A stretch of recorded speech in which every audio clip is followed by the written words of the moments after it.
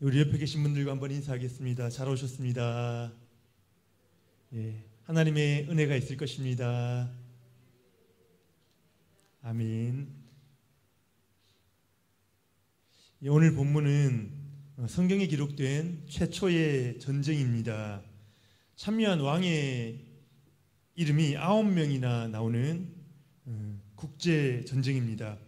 9개의 나라의 왕이 등장하는데요. 5명은 소돔과 고모라 왕을 포함해서 가나안 땅 사해 부근에 있는 나라의 왕들입니다. 그리고 상대편인 4명의 왕은 시날 왕, 엘람 왕 이렇게 이름이 나오는데요. 메소포타미아 지역의 4개 나라의 왕들입니다. 지금으로 치자면 이라크, 이란 쪽에 위치한 그런 강력한 나라들입니다. 메소포타미아 지역을 우리가 잘 아는 것처럼 문명이 시작된 곳입니다. 풍부한 물과 곡창지대를 중심으로 강력한 나라들이 그 지역을 다스렸습니다.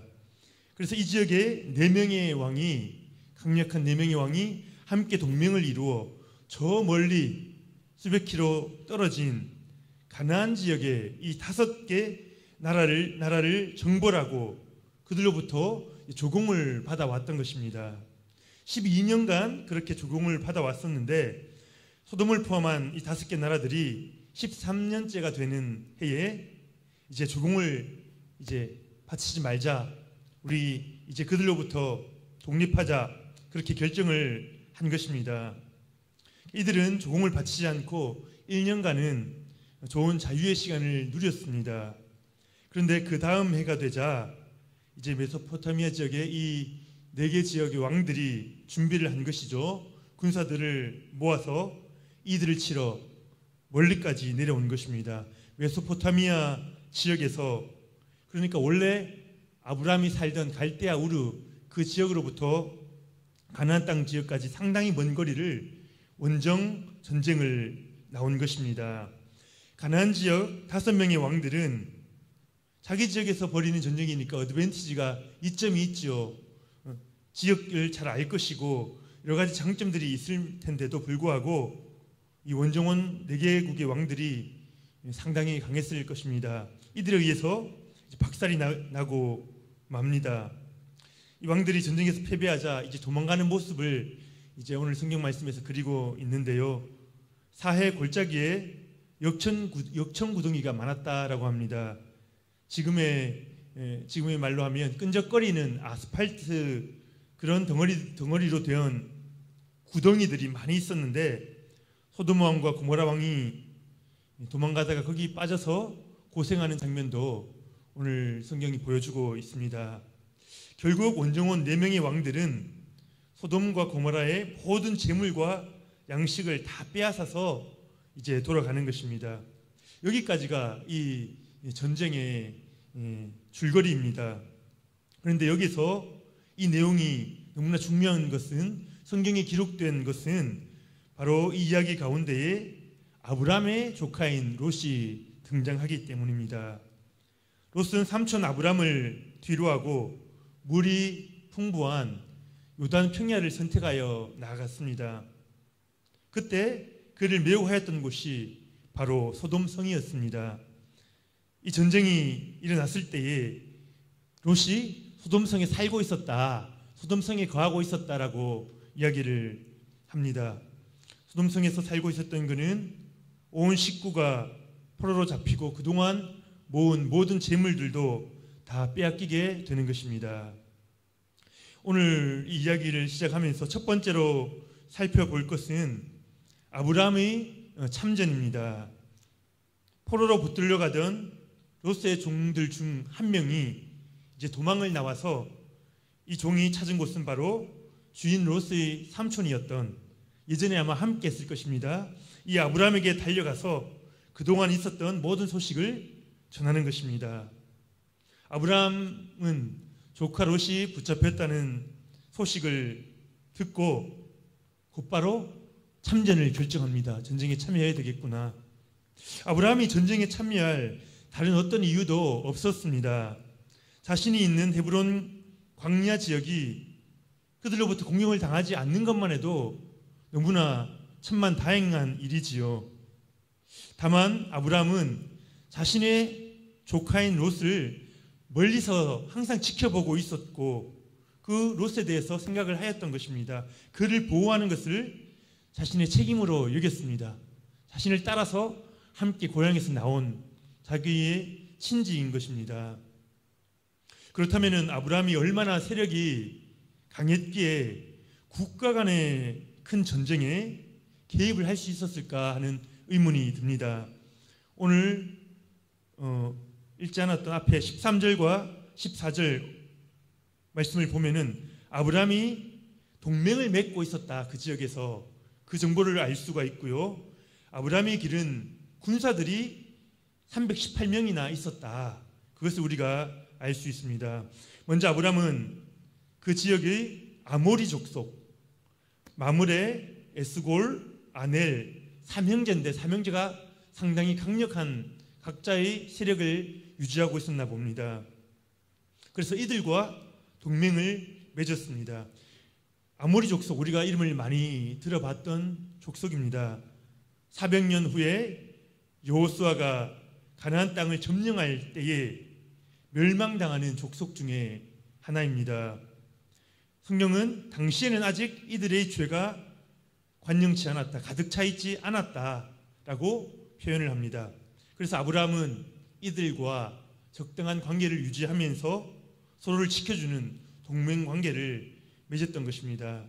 롯을 떠나보내고 난 후에 자기와 서로를 지켜줄 사람이 필요했던 것이죠. 그리고 또한 아브라함은 자신의 그 무리들을 지키기 위한 사병을 만들어서 훈련을 해왔습니다. 오늘 전쟁에 참여한 무리가 바로 그들인데요. 훈련받은 318명의 개인 군사가 아브라함의 사병들이 이 전쟁에 참여하게 되는 것입니다. 아브라함은 조카 롯이 사로잡힌 소식을 듣고 자신이 기른 사병과 또 동맹들의 군사들을 모아서 그들의 도움을 얻어서 이제 귀환하고 있는 메소포타미아로 돌아가고 있는 이 4개 나라의 연합 군대를 뒤쫓아간 것입니다. 오늘 말씀에 보면 가나안 땅의 최북단인 단으로부터 부엘세바까지 이렇게 이스라엘 지경을 설명하는데요. 최북단인 단까지 쫓아가서 밤에 그들을 급습합니다. 아마 그들보다 숫자가 적지 않았겠습니까? 그러니까 작전을 세워서 전력을 세워서 그들을 공격하지요. 그들이 어두운 가운데 도망을 치자 다메섹까지 쫓아갔다고 합니다. 다메섹은 단으로부터도 훨씬 위쪽에 있는 지금 시리아의 수도인 다마스쿠스 다메섹입니다. 여기까지 쫓아가서 도망치는 자들을 공격해서 그들이 가지고 도망가는 모든 재물을 다 찾아서 돌아옵니다. 자기 조카 롯과 그 가족들도 다 구해내는 것이죠. 조카 롯을 구출하는 것이 원래의 목표였는데 그 목표 달성은 물론이고 이 가나안 나라들이 이 소돔과 고모라와 이 지역의 모든 재물들을 빼앗아간 그 재물들을 다 되찾아오는 큰 승리를 맛보게 되는 것입니다. 여기서 우리가 이런 전쟁의 이야기가 성경에 왜 실렸을까? 여러분 읽으면서도 그런 생각을 해보신 성도님들이 계실 것입니다. 이 전쟁이 아브라함에게 주는 의미가 무엇인가 하는 것입니다. 아브라함의 최초 참전 동기처럼 그저 떠나간 조카를 사랑해서 잡혀간 그의 가족을 구해냈다. 물론 이런 아브라함의 마인드는 상당히 중요합니다. 사랑의 마음, 보살피는 마음.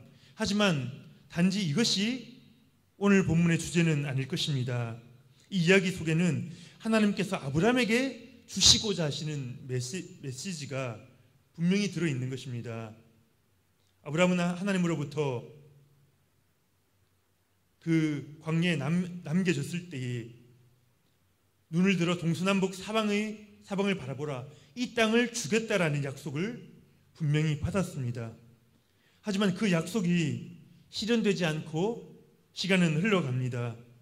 단지 약속으로 주어졌을 뿐 너무나도 까마득해 보입니다. 하나님의 약속대로 큰 민족을 이루는 것은 둘째 치고라도 현재 자기 동행들을 먹이고 그들의 안전을 보호하는 것만도 쉽지가 않은 그런 상황인 것입니다. 이 상황 가운데서 아브라함이 조카 롯 때문에 전쟁에 참여했다가 예기치 못한 이 놀라운 승리를 거둔 것입니다. 하나님께서 가나안 땅을 약탈한 이 네 나라 연합군을 크게 무찌를 수 있도록 아브라함을 도우신 이유가 무엇입니까? 하나님께서는 이 승리를 통하여 가나안 땅의 주도권이, 아브라함이 거주하고 있는 그 가나안 땅의 주도권이 아브라함에게 있다라는 사실을 보여주고자 하신 것입니다. 이 네 개의 나라, 세계 최고의 문명을 자랑하는 강대한 나라들이었습니다. 일개 부족인 아브라함이 결코 혼자 힘으로 만용을 부리지 않고서야 상대할 수 있는 적이 아닙니다. 그런데 하나님께서는 아브라함에게 하실 말씀이 있으셨던 것입니다. 야, 너 그 땅 가운데 그 땅 지키느라고 힘들지, 약속이 희미해 보이는 것 같지, 하지만 이 가나안 땅의 주도권은 너에게 있다. 아브라함아, 내가 여러 번 얘기하지 않았니? 이 땅을 반드시 너에게 줄 것이야. 이 가나안 땅의 주도권은 다른 사람들이 아닌, 소돔 왕도 아닌, 고모라의 왕도 아닌 너에게 있다. 내 자손들이 이곳을 차지하게 될 것이야. 하나님께서 그 말씀을 해주시는 것입니다. 아브라함은 전쟁을 이기고 수많은 전리품을 가지고 돌아오면서 스스로도 놀랐습니다. 자신은 단지 조카 롯을 구한다는 일념으로 전쟁에 참여한 것뿐인데 너무나 대승을 거둔 것입니다. 이 국제전쟁에 대한 이야기는 당시 그 지역 온 세상에 톱 뉴스가 되었을 것입니다. 소문이 파다하게 퍼졌을 것입니다. 하나님께서 아브라함과 그 연맹한 족속들이 이 가나안 지방의 강력한 세력으로 설 수 있도록 허락을 하셨다는 것입니다. 다시 한번 이 전쟁의 의미, 아브라함에게 주신 의미가 무엇인지 정리해 보겠습니다. 아브라함이 롯을 요단들로 보내고 황량한 광야에 홀로 남았습니다. 하나님의 약속은 받았지만 눈에 보이는 것이 없으니 답답하고 불안합니다. 우리도 그렇지 않습니까? 예배 드리러 오면은 하나님께서 분명히 내가 너와 함께 하시겠다, 너의 자녀를 내가 사용하겠다 약속을 주시는데 돌아가 보면 그것이 손에 잡히는 것은 없는 것입니다. 이런 상황 가운데서 아브라함이 전쟁에 참여하는 것입니다. 조카를 구하겠다는 생각 하나로 그렇게 뛰어들었는데 너무나 놀라운 승리를 거두고 그 지방에 어쩌면 신흥 세력으로 소문까지 나도록 하나님께서 그의 위상을 높여주셨다는 것입니다. 아브라함아, 보았지? 전쟁은 내 손에 달려있어. 가나안 땅은 너의 후손에게 내가 줄 거야. 잊지 마. 아브라함에게 큰 위로를 주시고 아브라함은 이제 하나님 약속에 대해 다시 한번 확신하게 되는 것입니다.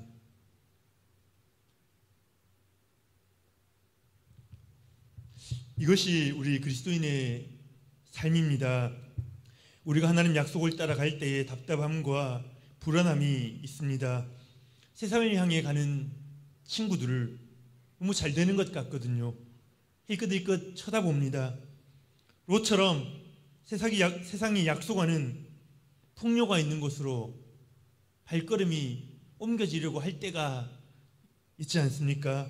이때 하나님의 위로가 없다면 우리는 넘어지고 말 것입니다. 하나님께서는 여전히 우리와 함께하고 계심을 보여주시고자 하시는 것입니다. 아브라함에게 동서남북 보이는 땅을 주시겠다고 하셨지요.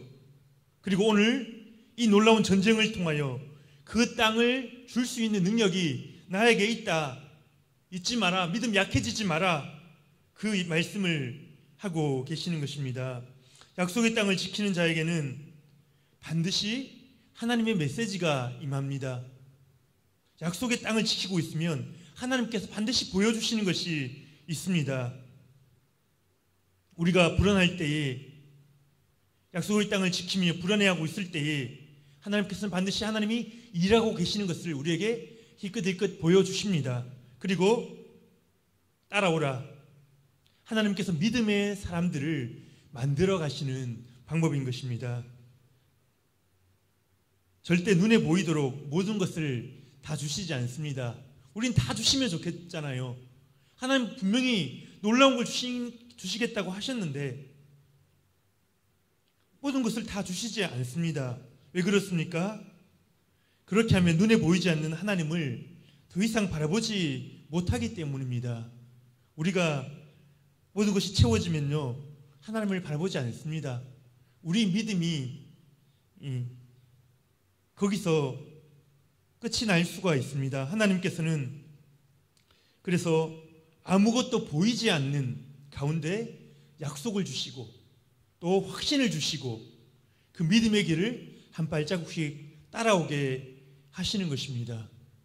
하나님이 보여주신 그 걸음을 한 걸음 한 걸음 걷다 보니 우리 마음 가운데 믿음이 생겨나고 확신이 들고 하나님이 우리와 함께 계심을 고백하게 되는 것입니다. 우리 성도님들, 약속의 장소에서 아브라함처럼 하나님의 음성을 들으시기를 축복합니다. 아브라함처럼 하나님이 주시는 승리, 하나님이 주시는 확신, 내가 너와 함께 하신다는 그 확신을 맛보시기를 바랍니다. 그래서 피곤한 걸음을 일으켜 세워 계속하여 믿음의 길을 걸어가시기를 축복합니다. 두 번째로 우리가 살펴보고자 하는 것은 아브라함이 전쟁에서 승리하고 귀환할 때에 그를 맞으러 나온 두 명의 왕이 있습니다. 소돔 왕 베라 그리고 살렘 왕 멜기세덱이 아브라함을 맞으러 나옵니다. 소돔 왕은 우리가 잘 알죠. 소돔 번화하였지만 타락한 그 소돔 성의 왕입니다. 얼마나 강력했겠습니까? 물질이 풍부했겠습니까?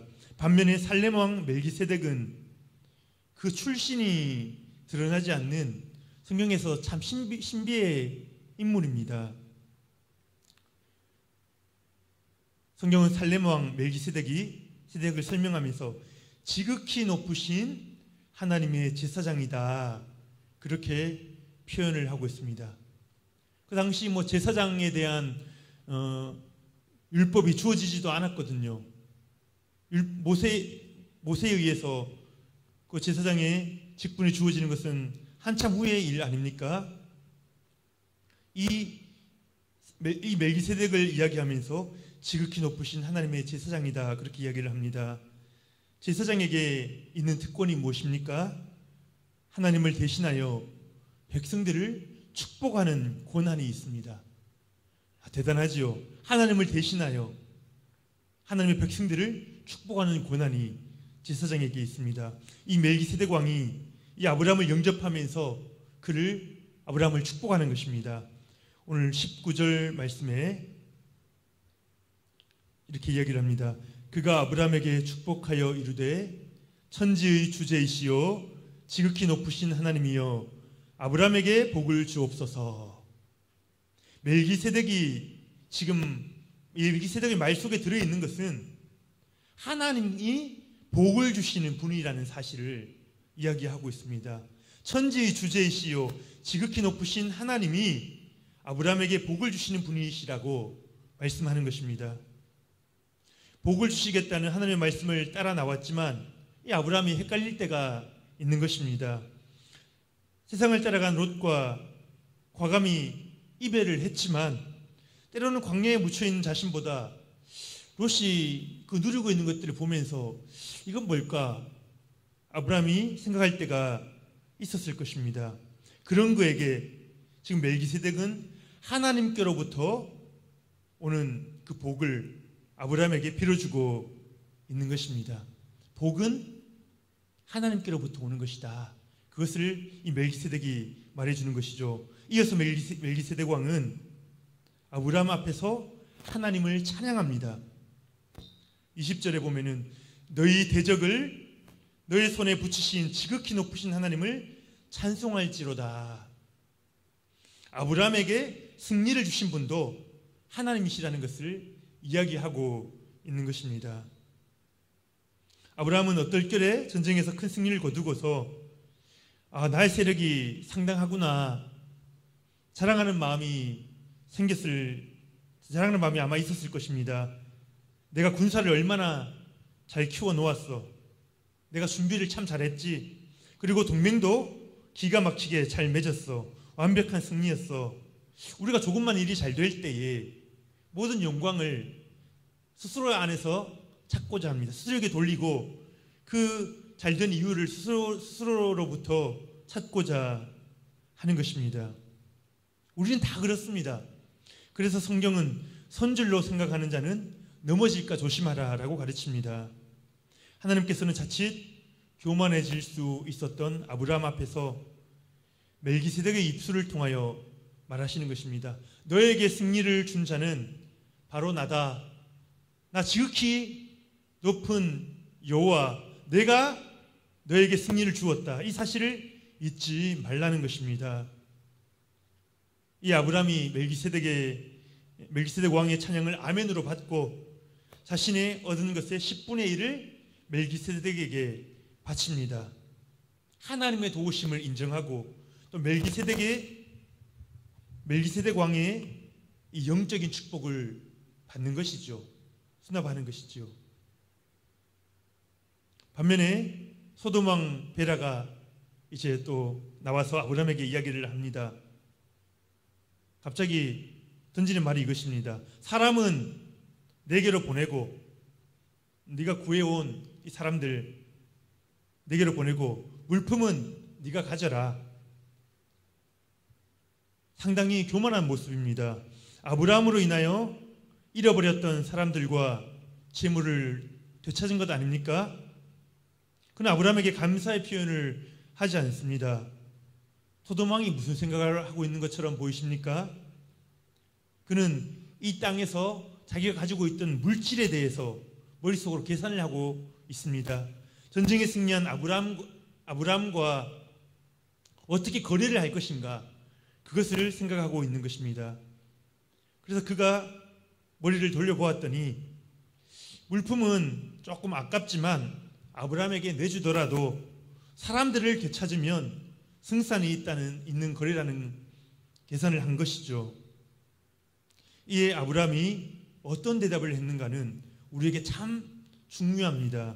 22절, 23절 우리 같이 한번 읽어보겠습니다. 오늘 본문 22절, 23절입니다. 시작. 아브라함이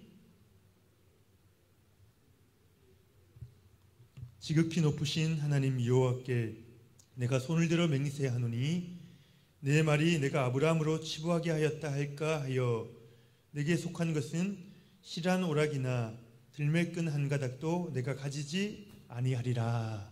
아멘. 이 말 가운데 들어있는 아브라함의 생각이 무엇입니까? 하나님께서 온 세상 복과 부를 주재하시는 분이신 줄 내가 믿는다. 그 고백을 소돔 왕 앞에서 하고 있는 것입니다. 아브라함이 소돔 왕에게 증거하는 것이죠. 자신은 천지의 주재시여 지극히 높으신 여호와를 믿는 사람이다. 네가 나를 무엇으로 보느냐? 너 나랑 거래하려고 하느냐? 나는 하나님을 섬기는 자다. 하나님의 택함을 받은 사람이다. 천지의 주재시여 지극히 높으신 여호와를 믿는다. 이 표현은 방금 전에 멜기세덱에게서 배운 표현입니다. 하나님께서 천지를 주재하시며 전쟁의 승패를 결정하시며 재물의 주인이 되신다. 네가 그 부유한 소돔성을 다스리고 그렇게 많은 것을 가졌다 떵떵거린다 할지라도 그 재물의 주인 되시는 분은 하나님이시다. 오늘 전쟁의 승패를 하나님께서 결정하시는 것은 네가 보지 않았느냐? 너희는 전쟁에서 졌지만 하나님께서 나를 이기게 하시지 않았느냐? 그것을 보라는 것입니다. 하나님께서 나에게 놀라운 복을 주실 것이고 허다운 자손을 주실 것이라고 분명히 말씀하셨는데 네가 준 재산으로 말미암아 부자가 됐다는 소문이 들리면 안 되겠다는 것입니다. 그런 이야기 듣기가 싫다는 것입니다. 그 말은 소돔성에서 탈취했던 재물이 또한 상당한 것이었음을 암시하기도 합니다. 하나님이 주신 승리를 경험한 아브라함은 당시 가장 부유했던 소돔의 왕에게 큰 소리를 치면서 모든 재물을 다 돌려주는 것이죠. 나는 오직 하나님의 약속하신 땅에서 하나님이 허락하시는 복으로 부자가 되겠다. 너 한번 지켜봐라. 너 한번 지켜봐라는 것입니다. 너희보다 내가 믿는 하나님이 훨씬 세다는 것입니다. 아브라함처럼 이러한 당당함과 자부심을 가지고 신앙생활할 수 있기를 축복합니다. 다시 한번 이 두 왕에 대해서 정리해 보자면 살렘 왕과 소돔 왕 두 왕이 아브라함을 영접하러 나왔습니다. 두 왕의 차이가 무엇이었습니까? 살렘 왕은 아브라함으로 하여금 눈을 들어 하늘의 복을 구하게 하였고 하늘의 도우심을 하나님의 도우심을 기억하도록 도왔습니다. 반면에 소돔 왕은 아브라함으로 하여금 땅의 것들에 관심을 가지도록 유혹하였습니다. 네 것이 얼마이고 네 것이 얼마인지 계산하고 거래하자. 그렇게 유혹을 하였던 것입니다. 우리 인생 가운데도 이 두 왕은 항상 동시에 찾아오는 것 같습니다. 영적인 것을 먼저 붙잡을 것인가? 하나님의 약속을 붙잡을 것인가? 아니면 이 땅의 물질을 먼저 계산할 것인가? 믿음의 선택을 하실 수 있기를 예수님 이름으로 축복합니다. 마지막으로 세 번째 롯의 모습에 대해서 잠깐 생각해 보고자 합니다. 오늘 본문에서 롯은 이야기의 흐름 속에서는 중요한 연결고리가 됩니다. 아브라함이 전쟁에 참여하게 하는 그래서 국제 위상을 높일 수 있는 그 모든 계기를 만들어줍니다. 하지만 롯이 겉으로 드러나고 있는 모습은 거의 없습니다. 소돔성에 거하다가 다른 이들과 함께 포로로 잡혀가다가 아브라함의 구출로 돌아오는 모습, 이것이 전부입니다. 그럼에도 불구하고 이 롯은 우리에게 중요한 것을 이야기해 줍니다. 먼저 우리는 재물을 쫓아갔던 롯이 그가 모은 모든 재물을 잃게 되었다라는 그 사실을 오늘 본문에서 볼 수 있어야 합니다. 하나님은 참 재미있는 분이시지요. 성경에 기록된 대로 질투가 참 많으신 분이십니다. 어느 여인들보다도 질투가 많으신 분이 하나님이십니다. 자기 백성이 자기보다 다른 것을 더 사랑하는 것을 결코 그냥 놔두시지 않습니다. 하나님보다 자기 머리를 믿는 자는 어떻게 하십니까? 결국 자기 머리 때문에 망하게 하셔서 자기가 의지하던 것에 실망하게 만들어 버리십니다. 하나님보다 물질을 더 사랑하는 자에게는 한순간에 그 모든 물질을 빼앗아 가시는 것이죠. 오늘 롯이 바로 그런 상황을 당하고 있는 것입니다. 재물을 쫓아서 삼촌 아브람도 뒤로 하고 그 타락한 소돔성까지 들어갔습니다. 그는 외부인이었지만 상당한 재물이 있었기에 소돔성에서 자리를 잡을 수 있었습니다. 하지만 전혀 예상치 못했던 이 전쟁으로 인하여 모든 재물을 빼앗기고 포로가 되는 신세를 경험한 것입니다. 재물을 따라간 롯은 재물을 다 빼앗겼고 반면에 약속을 따랐던 아브라함은 재물과 명성까지 얻고 있는 것입니다. 이것이 기독교의 역설입니다. 우리 그리스도인의 삶은 우리의 인간적인 힘으로 무엇을 성취하는 것이 결코 아닙니다. 하나님께서 보여주신 약속을 따라가는 동안 하나님께서 우리 삶에 무언가를 이루어 주시는 것입니다. 하지만 이것을 배우는 것은 결코 쉽지가 않지요. 우리는 조금만 힘이 있으면, 조금만 능력이 있으면 우리의 힘으로 무언가를 하고 얻으려고 합니다. 그리고 자기 이름을 드러내려고 하지요. 이러한 삶을 배우는 것은 결코 쉽지 않습니다. 삶의 주도권을 하나님께 넘겨드려야 하기 때문이지요. 하나님이 이스라엘이라는 곳에 있어야 합니다. 광야에서 하나님의 음성을 듣는, 하나님이 다음 길을 어떻게 인도하시는가, 그것에 세심하게 귀 기울이는 연습을 해야 하는 것입니다. 롯은 이것을 감당하지 못하고 끝까지 자기 방법을 선택했던 것이지요. 롯은 아브라함에 의해 구출을 받고 돌아오면서 아브라함이 살렘 왕과 소돔 왕과 대화를 나눈 장면을 보았습니다. 삼촌인 아브라함이 소돔 왕의 재물을 단번에 거절하는 모습을 보았고 살렘 왕의 축복을 받는 장면도 보았습니다. 하지만 롯이 어디로 갑니까? 다시 소돔성으로 들어갑니다. 소돔성이 제공하는 물질과 쾌락을 과감하게 끊을 수 없었던 것입니다. 하나님의 약속을 기억하지 않는 자는, 하나님의 음성을 듣지 않는 자는 이 세상 유혹을 결코 끊을 수 없습니다. 전쟁의 포로가 됨으로 배우는 이 얼마나 소중한 교육 아닙니까? 얼마나 중요한 레슨을 받았습니까? 하지만 롯은 하나님이 제공하신 귀중한 그 회개의 기회를, 돌이킴의 기회를 놓치고 마는 것입니다.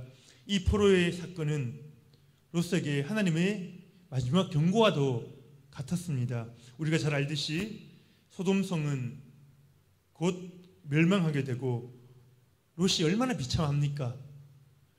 롯이 안 믿는 사람이면은 성경에서 그렇게 다루지도 않을 것입니다. 믿는 사람이, 하나님을 아는 사람이 그렇게 비참한 결말을 맞게 되는 것입니다. 우리 성도님들께서 쫓아가고 계시는 길을 혹 하나님께서 막으십니까?